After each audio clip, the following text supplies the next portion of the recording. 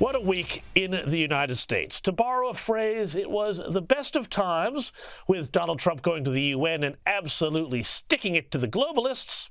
And it was the worst of times, with a deranged leftist madman opening fire on an ICE facility in Dallas, Texas.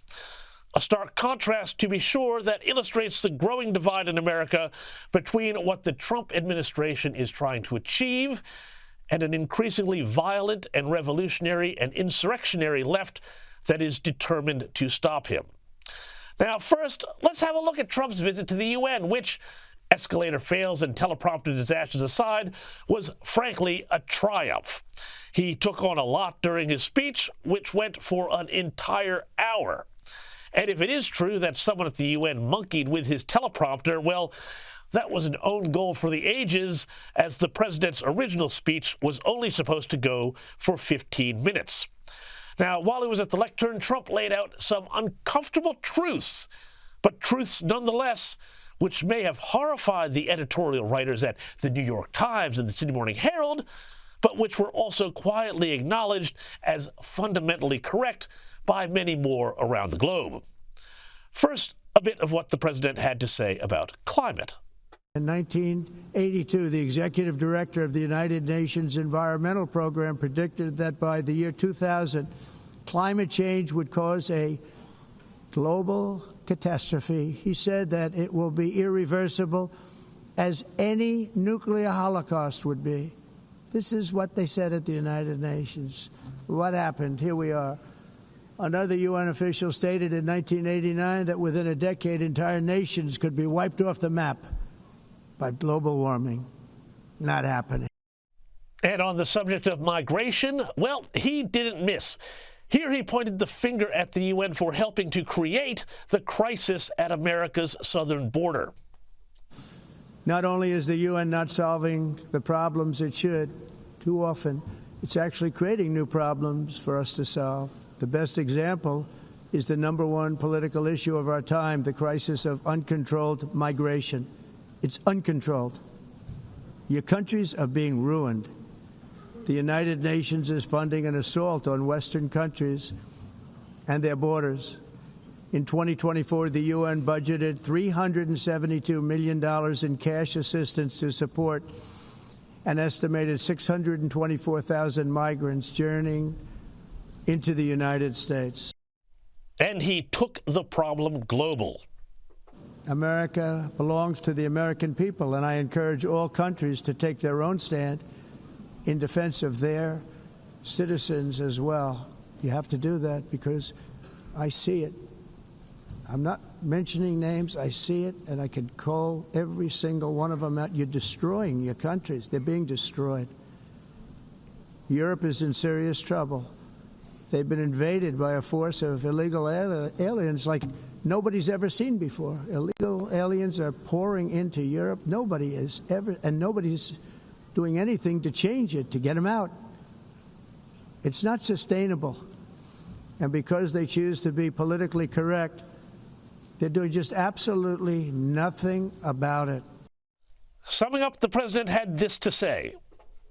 Both the immigration and their suicidal energy ideas will be the death of Western Europe if something is not done immediately. This cannot be sustained. What makes the world so beautiful is that each country is unique. But to stay this way, every sovereign nation must have the right to control their own borders. You have the right to control your borders. Absolutely spot on. And there he was talking about Western Europe in specific, but he could also have been talking, I think, about Australia. But it is this issue of migration which Donald Trump campaigned on and which saw him quickly meet his campaign promise to close and fix the southern border, which is also acting like a red rag to an increasingly violent and feral left that on its fringes seems to be embracing the idea of political violence at an alarming rate. Now, in Dallas, 2 days ago, police allege this man took a sniper's rifle and opened fire at an ICE facility, taking aim at ICE agents, but instead only killing one detainee and wounding 2 others. The cops say he scrawled the words "anti-ICE" on his shell casings. and that a search of his home found more writings that were both anti-immigration enforcement and radically against the federal government. Now, this occurred not long after, of course, the assassination of Charlie Kirk, again by what officials believed to have been a crazed leftist, though more will come out through that in the courts. But given the way the phrase anti-ICE is now a staple of leftist propaganda, it feels like there is a bigger problem on the left. It's not just a few violent radicals on the fringes now, but it's an entire culture of violent rhetoric that is seeking to normalize the use of violence. And it seems to be working. The assault on the Dallas facility comes amid a 1,000% increase in assaults on ICE officers. And there has been a series of increasingly violent sieges and attacks on ICE facilities, as well as a broader surge in political violence in general from the left.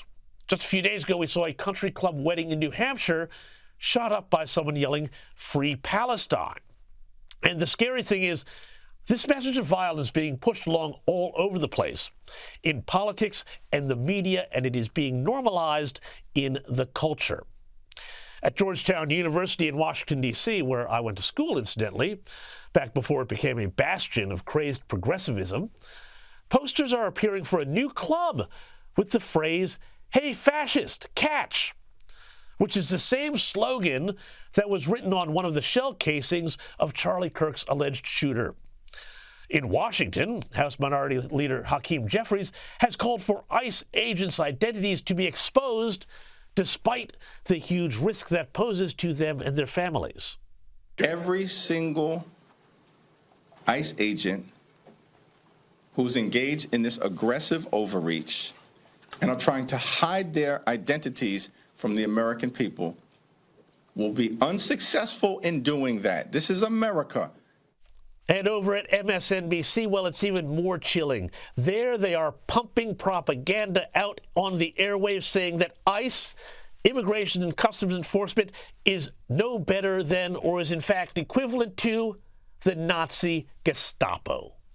ICE is looking more and more like an American Gestapo. They're huddled around the elevator banks in masks without identifying information. What a terrifying, these are Gestapo tactics. But it has created this year, as they've seen, the kind of fascist ICE Gestapo militias go round up Latino American citizens in places like LA. ICE agents, masked ICE Gestapo agents, getting more funding than any other law enforcement agency in the history of the United States. ICE running Gestapo-like around our country. The Gestapo had the same function. It was there to draw a distinction between us and them. It was not federally, it was controlled by the leader. And we're seeing disturbing similarities between this force and the Gestapo. And, well, you know what happens next. You call someone the Gestapo or Nazis long enough, and people start to take you seriously. And some of them start to act out violently. Because in their twisted minds, they not only believe this nonsense, but also see violence as an acceptable solution.